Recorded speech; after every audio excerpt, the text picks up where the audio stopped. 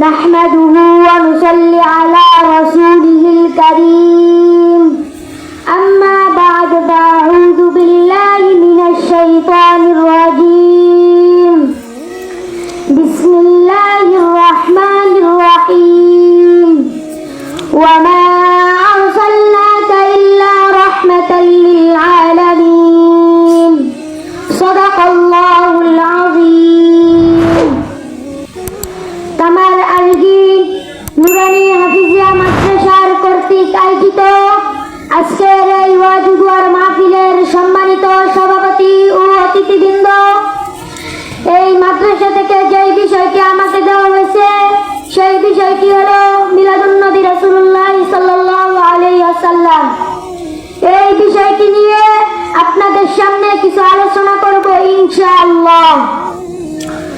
আল্লাহ তাআলা পবিত্র কোরআনে ইরশাদ করিয়াছেন যে ওয়া আরসালনাকা ইল্লা রাহমাতাল লিল আলামিন।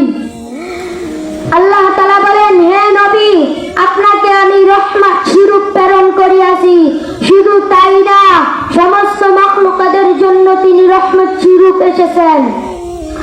হযরত আদম আলাইহিস সালাম থেকে নিয়ে হযরত ঈসা আলাইহিস সালাম পর্যন্ত আল্লাহ তাআলা লক্ষাধিক নবী রাসূল পাঠিয়েছেন।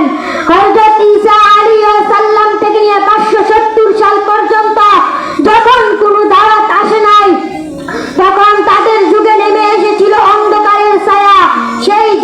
সেই অন্ধকারের যুগে আপনার আমার নবী আগমন করেছেন। বর্তমানের পৃথিবীতে দেখা যায় আমাদের নবীকে নিয়ে কটূক্তি করে নাসরিন মুরতাদরা।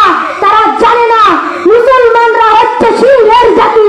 তারা জানে না মুসলমানদের ইতিহাস রক্ত দেওয়ার ইতিহাস। কথা বলেন ঠিক নাকি বেটি? তারা জানে না মুসলমানরা রক্ত দিয়ে ইসলামকে টিকিয়ে রাখার ইতিহাস। কথা বলেন ঠিক নাকি বেটি?